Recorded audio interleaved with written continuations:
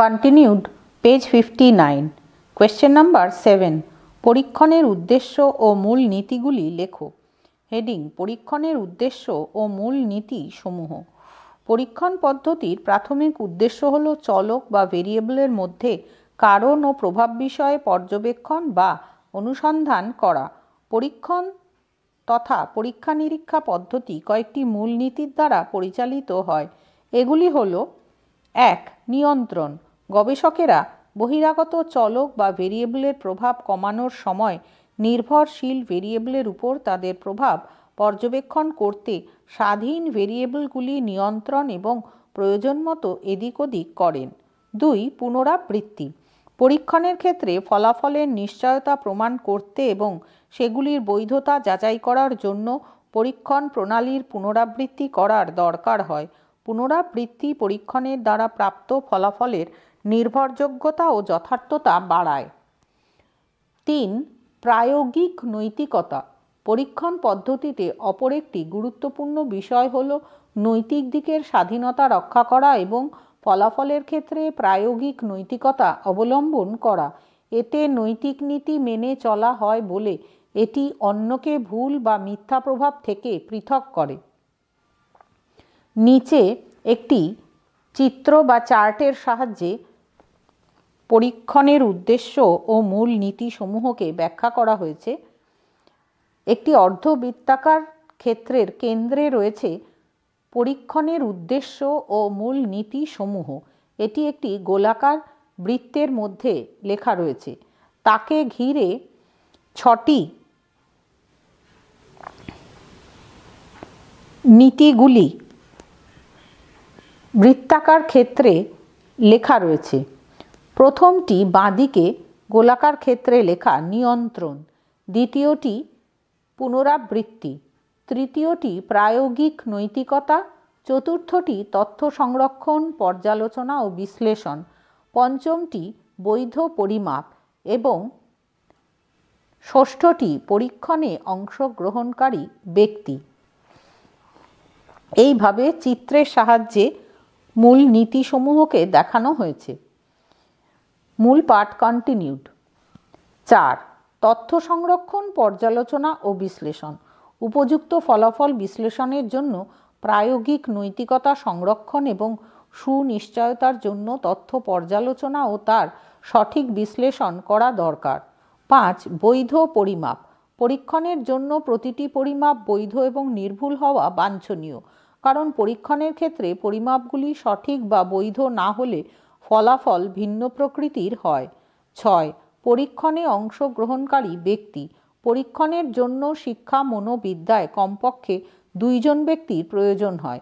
একজন হলেন পরীক্ষক ব্র্যাকেটে এক্সপেরিমেন্টার ব্র্যাকেট ক্লোজড, আর অন্যজন পরীক্ষার্থী ব্র্যাকেটে সাবজেক্ট ব্র্যাকেট ক্লোজড, অর্থাৎ যার আচরণ নিয়ে বা অভিজ্ঞতা নিয়ে পরীক্ষা নিরীক্ষা করা হবে। এক্সপেরিমেন্টার EXPERIMENTER।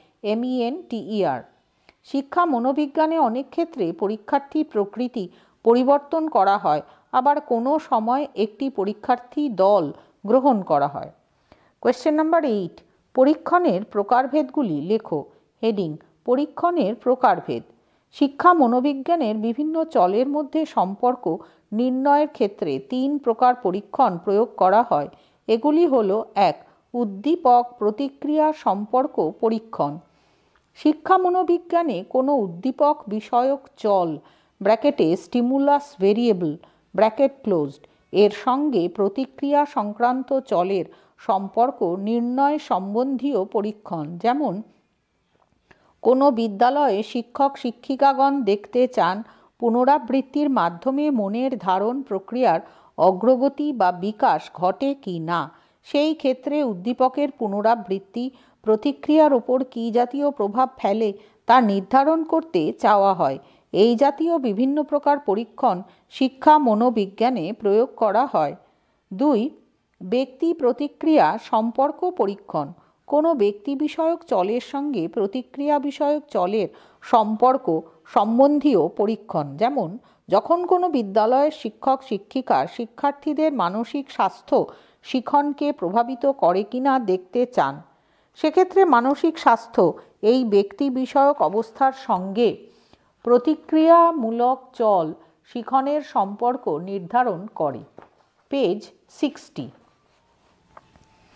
এই প্রকার নানান পরীক্ষণ শিক্ষা মনোবিজ্ঞানে প্রয়োগ করা হয়ে থাকে। ভুল। 3. দুই প্রকারের ব্যক্তি বিষয়ক চলের মধ্যে সম্পর্ক নির্ণয় সম্বন্ধীয় পরীক্ষণ। এক্ষেত্রে কোনো বিদ্যালয়ের শিক্ষক শিক্ষিকা মানসিক ক্ষমতার সঙ্গে সামাজিক অভিযোজনের সম্পর্ক বিষয়ে পরীক্ষা নিরীক্ষা করেন, কিন্তু এই জাতীয় পরীক্ষণ প্রয়োগের ক্ষেত্রে নানান অসুবিধা রয়েছে, কারণ অস্বাভাবিক বা কৃত্রিম পরিবেশে মনের স্বাভাবিক অবস্থা অনেক ক্ষেত্রেই পরিবর্তিত হয়ে যায়। ফলে শিক্ষক শিক্ষিকাগণ যে বিষয়টি অনুশীলন করতে চান তার থেকে তিনি অনেক দূরে চলে যান। উদাহরণস্বরূপ বলা যায়, কোনো বিদ্যালয় কোনো একটি শ্রেণীতে শিক্ষার্থীর ভয়ের প্রক্ষোভ কিভাবে শিখনকে প্রভাবিত করে তা পরীক্ষা করে দেখতে চান। এই অবস্থায় শ্রেণীকক্ষে কৃত্রিম উপায়ে ভয় দেখানোর চেষ্টা করলে তা আসল অবস্থা থেকে অবশ্যই ভিন্ন প্রকৃতির হবে। ফলে স্বাভাবিক ভীতিমূলক পরিস্থিতিতে কিভাবে শিখন হবে তা এই পরীক্ষা ফল থেকে সঠিকভাবে বলা যাবে না। Question number 9। পরীক্ষণের নকশার ডিজাইনের প্রকারভেদগুলি উল্লেখ করো। হেডিং: পরীক্ষণের নকশার বা ডিজাইনের প্রকারভেদ। পরীক্ষণের ডিজাইন বা নকশাকরণ বলতে বোঝায় পরীক্ষক বা গবেষক পরীক্ষাটি কিভাবে পরিচালিত করবেন তার রূপরেখা। একটি শক্তিশালী নকশার ওপর পরীক্ষকের বা গবেষকের কাজের উৎকর্ষ নির্ভর করে। বর্তমান গবেষকগণ বিভিন্ন রকমের নকশা বা ডিজাইনের কথা উল্লেখ করেছেন। এখানে কয়েকটি নকশার বিষয় উল্লেখ করা হলো। এক দল নকশা। এটি হলো সবচেয়ে সরল নকশা। একে অনেক সময় প্রাক পরীক্ষণ নকশাও বলে থাকেন। এখানে একটি দল থাকায় তুলনার প্রশ্ন নেই। উদাহরণস্বরূপ, একজন শিক্ষক ধূমপানের অভ্যাস দূর করার জন্য 10টি ছাত্রের ওপর কিছু প্রয়োগ করেন। 3 মাস পর দেখা গেল 10টির মধ্যে 6টি ছাত্র ধূমপান ছেড়ে দিয়েছে। 2. এক দল প্রাক অভিক্ষা এবং অভিক্ষান্তের নকশা। এখানে গবেষক ও পরীক্ষক পূর্ব নির্দিষ্ট কোনো কিছু পড়ানোর আগে ছাত্রদের পরীক্ষা করেন, পাঠ দানের পরে আবার পরীক্ষা করেন। এই দুটি পরীক্ষার মধ্যে যে পার্থক্য তাই হলো পূর্ব নির্দিষ্ট পাঠ প্রয়োগের ফল। উদাহরণস্বরূপ, শিক্ষা মনোবিজ্ঞান বিষয়ে পাঠ দানের পূর্বে শিক্ষার্থীর ওপর শিক্ষা মনোবিজ্ঞানের অভিক্ষা প্রয়োগ করা হলো। 3 মাস পাঠদানের পর আবার শিক্ষা মনোবিজ্ঞানের অভিক্ষা প্রয়োগ করা হলো। এই দুবার প্রয়োগের মধ্যে যে পার্থক্য তার কারণ হলো 3 মাস ধরে শিক্ষা মনোবিজ্ঞানের পাঠ দান। 3. দুই দল নকশা। এখানে দুটি সদৃশ্য বা একই রকম দল বাছাই করা হয়। এক দলের ওপর পূর্বনির্দিষ্ট অভিক্ষা প্রয়োগ করা হয়। এই দলকে বলা হয় পরীক্ষণমূলক দল ব্র্যাকেটে এক্সপেরিমেন্টাল গ্রুপ ব্র্যাকেট ক্লোজড। অন্য দলের ওপর তা প্রয়োগ করা হয় না। একে বলা হয় নিয়ন্ত্রিত দল ব্র্যাকেটে কন্ট্রোলড গ্রুপ ব্র্যাকেট ক্লোজড। একই রকম দল গঠনে একাধিক কৌশল ব্যবহার করা হয়, যার মধ্যে গুরুত্বপূর্ণ হল: 1. এলোমেলো পদ্ধতিতে দল গঠন করা ব্র্যাকেটে র্যান্ডাম মেথড। ভুল, random method, random RANDOM bracket closed. Number 2, সব দিক থেকে একই রকম দল গঠন করা ব্র্যাকেটে ম্যাচড গ্রুপ ব্র্যাকেট ক্লোজড।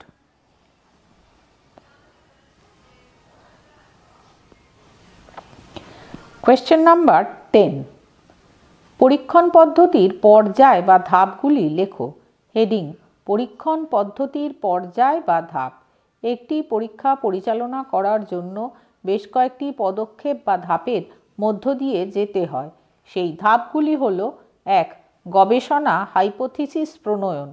পরীক্ষক বা গবেষকগণ স্বাধীন এবং নির্ভরশীল ভেরিয়েবলের মধ্যে প্রত্যাশিত সম্পর্ক উল্লেখ করে একটি সুস্পষ্ট অনুমান বা ধারণা প্রকাশ করেন।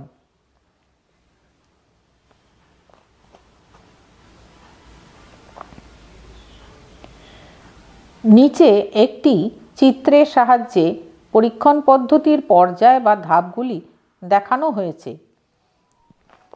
প্রথমে একটি বৃত্তাকার ক্ষেত্রে লেখা রয়েছে পরীক্ষণ পদ্ধতির পর্যায়।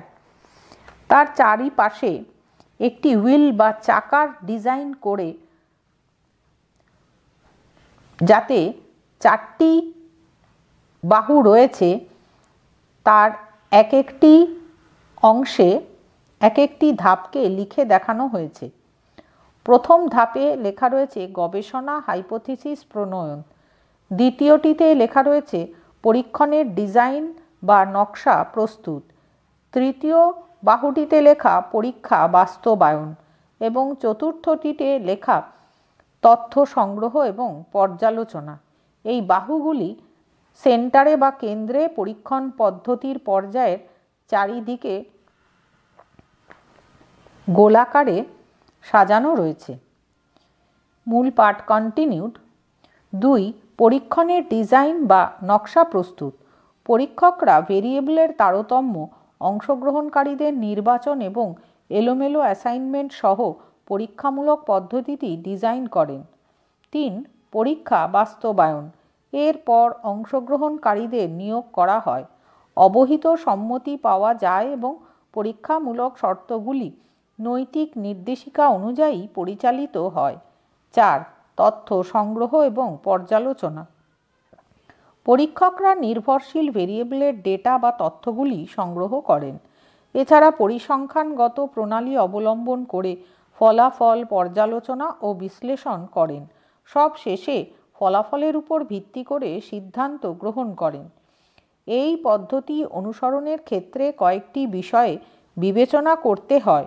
এগুলি হল অংশগ্রহণকারীর কল্যাণ, অবহিত সম্মতি, গোপনীয়তা এবং ক্ষতি প্রতিরোধ নিশ্চিত করার জন্য মনোবিজ্ঞানের পরীক্ষাগুলি অবশ্য নীতিগত নির্দেশিকা মেনে চলবে।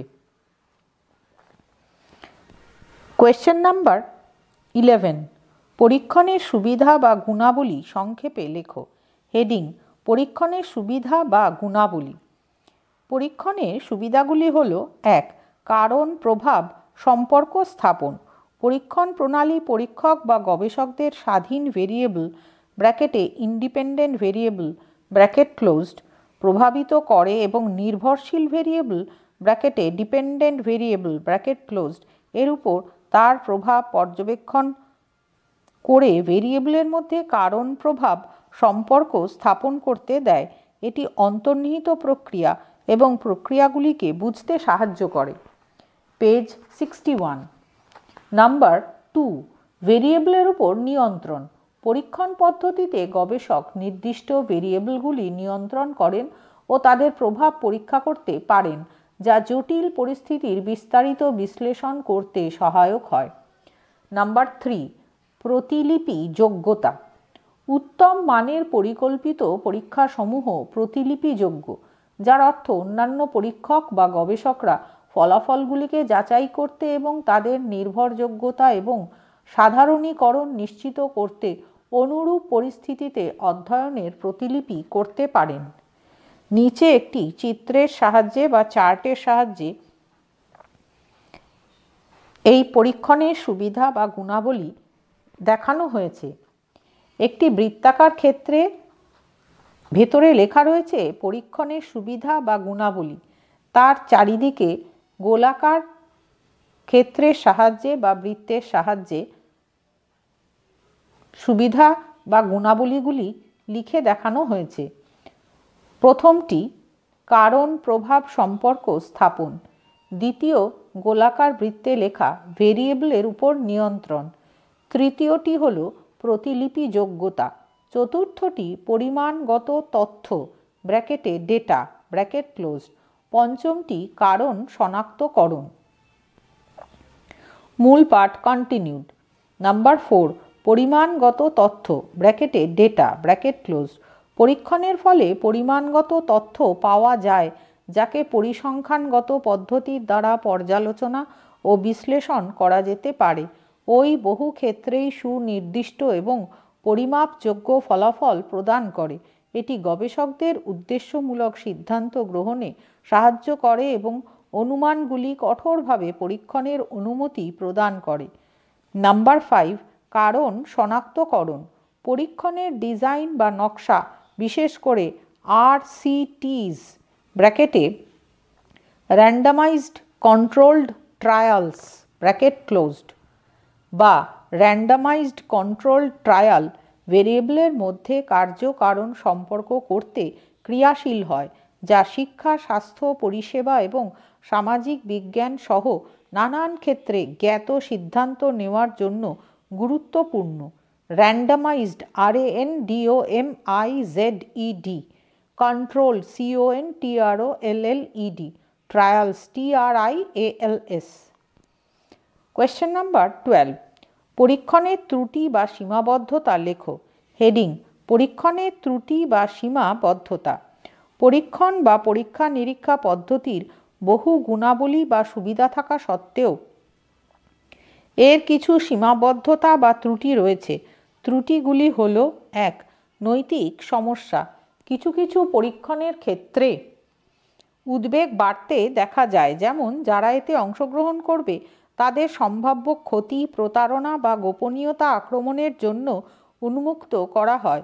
পরীক্ষকদের বা গবেষকদের সেই কারণে বহু নীতি মেনে কাজ করতে হয়। 2. কৃত্রিম পরিবেশ। পরীক্ষামূলক অবস্থার নিয়ন্ত্রণের এবং কৃত্রিম প্রকৃতির কারণে পরীক্ষামূলক ক্রিয়ার অর্থাৎ পরীক্ষা নিরীক্ষার ফলাফলগুলি বাস্তব দুনিয়ার বৃহত্তর জনগোষ্ঠীর জন্য সীমিত সাধারণীকরণযোগ্য হতে পারে।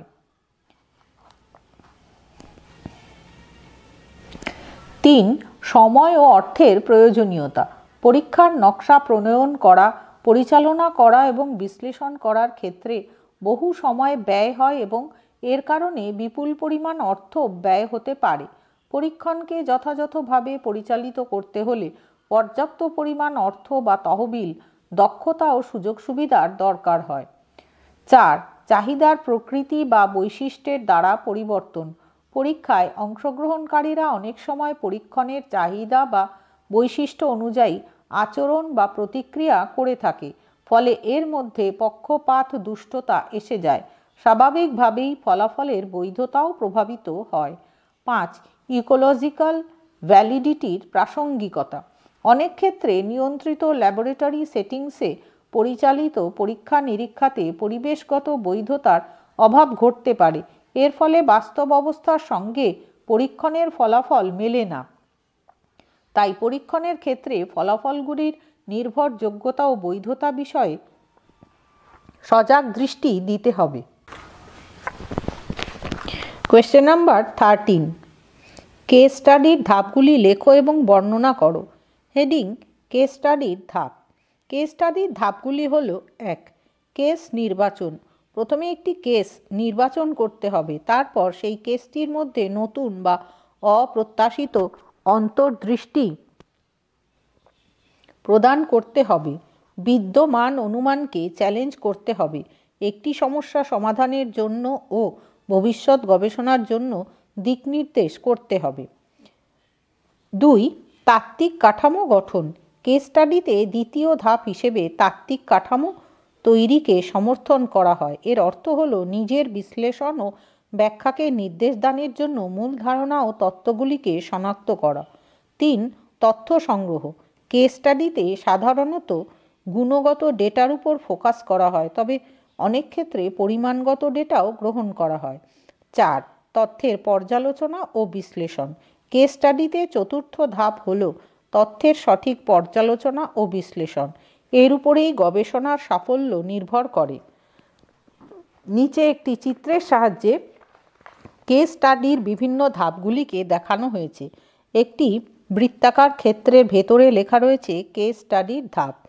তাকে ঘিরে চারিদিকে বৃত্তাকারে ছোট ছোট গোল বৃত্তের মধ্যে ধাপগুলিকে লেখা রয়েছে। প্রথম বা 1 নম্বর ধাপটি হলো কেস নির্বাচন, দ্বিতীয়টি হলো তাত্ত্বিক কাঠামো গঠন, তৃতীয় ধাপটি হলো তথ্য সংগ্রহ, চতুর্থ ধাপটি তথ্যের পর্যালোচনা ও বিশ্লেষণ এবং পঞ্চমটি হলো প্রতিবেদন প্রস্তুতকরণ। এইভাবে চিত্রের সাহায্যে এটি দেখানো হয়েছে। মূল পাঠ কন্টিনিউড। 5. প্রতিবেদন প্রস্তুতকরণ। তথ্য বিশ্লেষণের পর গৃহীত সিদ্ধান্ত সহ সমস্ত বিষয় রিপোর্ট বা প্রতিবেদন আকারে লিপিবদ্ধ করা হয়।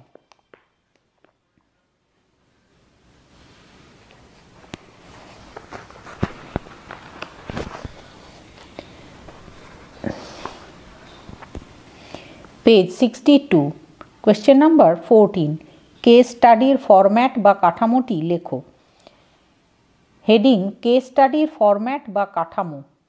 নিচে একটি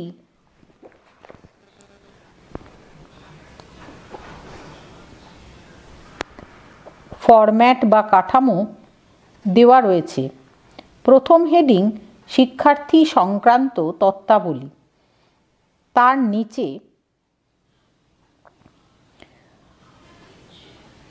কতগুলি তথ্য জানতে চাওয়া হয়েছে। প্রথমটি হলো শিক্ষার্থীর নাম, দ্বিতীয়টি বয়স, তৃতীয়টি বয়সের ডান দিকে দেওয়া রয়েছে লিঙ্গ, চতুর্থটি বয়সের নিচে শ্রেণী, পঞ্চমটি লিঙ্গের নিচে ক্রমিক সংখ্যা, এরপর ষষ্ঠটি শ্রেণীর নিচে লেখা রয়েছে শাখা, এরপর শাখার নিচে সপ্তমটি বিদ্যালয়ের নাম ও ঠিকানা এবং 8 নম্বর বা 8 পয়েন্টটি হলো শিক্ষার্থীর শারীরিক অবস্থার বর্ণনা। এরপর ডান দিকে লেখা রয়েছে উচ্চতা এবং উচ্চতার ডান দিকে লেখা রয়েছে ওজন। পরবর্তী হেডিং হলো নাম্বার 2, শিক্ষার্থীর পারিবারিক তথ্যাবলী। এর নিচে প্রথম তথ্যটি হলো যেটি জানতে চাওয়া হয়েছে শিক্ষার্থীর মাতার নাম। এই প্রতিটি তথ্যের পাশে জায়গা ছাড়া রয়েছে যেখানে তথ্যগুলি সম্পর্কে লিখতে হবে। দ্বিতীয়টি 1 নম্বরের নিচেই লেখা রয়েছে পেশা এবং তৃতীয়টি পারিবারিক তথ্যের ডান দিকে লেখা রয়েছে শিক্ষাগত যোগ্যতা, চতুর্থটি শিক্ষার্থীর পিতার নাম যেটি পেশার নিচেই লেখা রয়েছে এবং পঞ্চমটি লেখা রয়েছে পেশা এবং ষষ্ঠ বা 6টি পেশার পাশে ডান দিকে লেখা রয়েছে শিক্ষাগত যোগ্যতা। এরপর তৃতীয় হেডিং বা 3rd হেডিং শিক্ষার্থীর বাড়ির তথ্যাবলী। নাম্বার 1, শিক্ষার্থীর বাড়ির ঠিকানা, পাশে ডট দিয়ে জায়গা ছাড়া রয়েছে। নাম্বার 2, শিক্ষার্থীর ভাই বোনের সংখ্যা। নাম্বার 3, পরিবারের অন্যান্য সদস্য সংখ্যা। নাম্বার 4, পরিবারের ধরন। নাম্বার 5, পরিবারের আর্থিক অবস্থার বর্ণনা। নাম্বার 6, পিতামাতার সাথে শিক্ষার্থীর সম্পর্ক। এইভাবে কেস স্টাডির ফরম্যাট বা কাঠামোটি গঠন করা হয়েছে।